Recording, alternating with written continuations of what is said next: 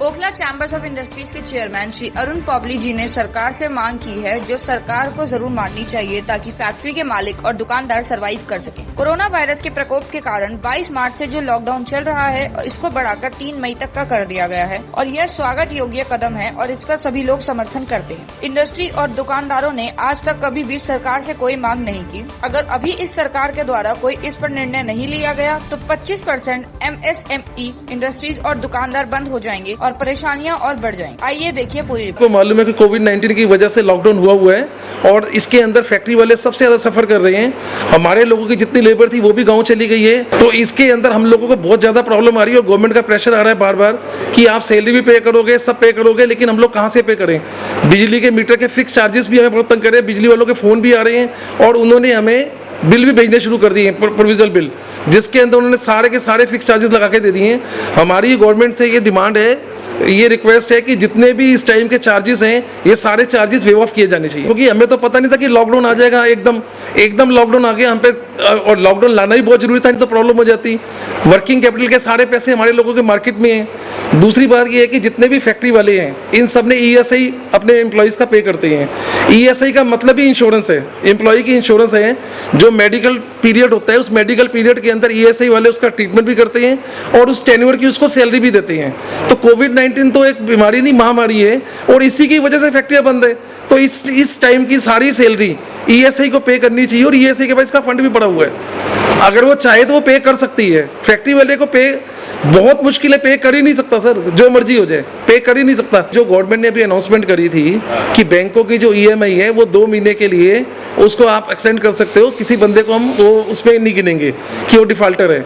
लेकिन वो 2 महीने की, अगर सपोज मान लो मेरी किस्त 5 लाख महीने की है और मैंने 2 महीने पे नहीं करी तो वो 10 लाख बनता है। बैंक वाले कह रहे हैं वो 10 लाख के बदले हमें 35 लाख की इंस्टॉलमेंट भरनी पड़ेगी, जो कि 7 महीने की इंस्टॉलमेंट हमारी लास्ट में जाके बढ़ जाएगी, जो इतना हाई रेट ऑफ इंटरेस्ट हो जाएगा कि फैक्ट्री ही बर्बाद हो जाएगा। वो पॉसिबल ही नहीं है। बाजार में पूरी साइकिल रुकी हुई है और गवर्नमेंट को इस समय वर्किंग कैपिटल के लिए भी 2% रेट ऑफ इंटरेस्ट पे फैक्ट्री वालों को पैसे देने चाहिए। अगर गवर्नमेंट पैसे नहीं देगी तो गवर्नमेंट को फिर हर महीने 1,70,000 करोड़ का पैकेज लाना पड़ेगा, क्योंकि MSME इंडस्ट्री तो बंद हो जाएगी। अगर MSME बंदी जो इतना एम्प्लॉयमेंट जनरेट करती है वो बंदी हो जाएगी तो फिर गवर्नमेंट को तो हर महीने गरीबों के लिए पैकेज लाना पड़ेगा। बेटर है कि गवर्नमेंट गरीबों को लाने की बजाय MSME का भी साथ दे, छोटे दुकानदारों का भी साथ दे। मेरी कल भी 1-2 दुकानदारों से बात हुई थी। एक आइसक्रीम वाला है, उसकी दुकान बंद पड़ी है, उसने अभी किराए पे ली थी। वो कहाँ से देगा एम्प्लॉय को सैलरी, बिजली का बिल, बच्चों की स्कूल की फीस दे ही नहीं सकता। अब जैसे कि आप सब जानते हैं कि लॉकडाउन हुआ है, गवर्नमेंट ने बोल दिया कि आपको सैलरी अपनी जेब से देनी है। चलो हमने 31 तक की सैलरी अपनी जेब से दे भी दी।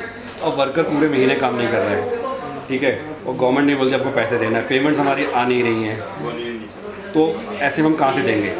ऐसे तो हमें अपना बिजनेस बंद ही करना पड़ रहा है और हम एक आर्थिक मंदी की तरफ जा रहे हैं, ठीक है ना। और हमारे सर्वाइवल का एक इशू खड़ा हो गया है कि हम सर्वाइव भी करेंगे या नहीं करेंगे। अब हमें भी नहीं पता कि ये लॉकडाउन 1 महीने का और रहेगा, 2 महीने का रहेगा, 3 महीने का रहेगा। अब आप देख रहे हैं USA में अभी इतना बुरा हाल है। इंडिया में अगर लॉकडाउन खुलता है उसके बाद इससे बुरा हाल हुआ तो फिर क्या होगा। गवर्नमेंट को आर्थिक पैकेज लेकर आना चाहिए और हमें देना चाहिए, ताकि हम अपने एम्प्लॉयज़ को, देखो इंसानियत के नाते हम इनको देना तो चाहते हैं, लेकिन हमारी भी मजबूरी है। हमारे ऑलरेडी हम लोगों पे काफ़ी बैंक लोन्स हैं, सब कुछ है। अब गवर्नमेंट ने बोला EMI 3 महीने के लिए टाल दो बैंक्स को, लेकिन बैंक ने तो एक धोखा कर दिया हमारे साथ, बोला कि EMI टाल दी, चलो जी आप कर दो। अब लॉकडाउन खुलेगा तो गवर्नमेंट को कम से कम 3 महीने तो आपने किया, बहुत बढ़िया किया, इंडस्ट्री के लिए सोचा, लेकिन आपके बैंकों ने आपका साथ नहीं दिया, ठीक है। बैंकों को इंटरेस्ट छोड़ना चाहिए था इस वक्त। अभी कुछ भी नहीं कह सकते कोविड-19 के बारे में कि आप ये लॉकडाउन 2 मंथ का है, 3 मंथ का है या 6 मंथ का है। हम लोग देख रहे हैं वर्ल्ड वाइड कि अमेरिका जैसी कंट्री कंट्रोल नहीं कर पा रही, तो इंडिया कैसे कंट्रोल करेगा, किस तरीके करेगा। ठीक है, हम लोग वर्ल्ड में इस टाइम बेटर हैं, पर टाइम तो अभी कोई भी नहीं कर सकता। गवर्नमेंट्स के लिए हमें भी कुछ ना कुछ, हमारे लिए भी सोचे, MSME के बारे में सोचे, शॉपकीपर्स के बारे में सोचे, किस तरीके एक शॉपकीपर कैसे करेगा जबकि उसकी शॉप ही बंद है 3 मंथ्स के लिए। रॉ मटेरियल लोगों के खराब हो गए फैक्ट्री के अंदर ही। जैसे गवर्नमेंट ने ये पॉलिसी ऐलान किया है कि भाई 3 महीने आप इंस्टॉलमेंट नहीं देंगे, 3 महीने के बाद वो कहते हैं कि जून में आपको सारा पे करना है।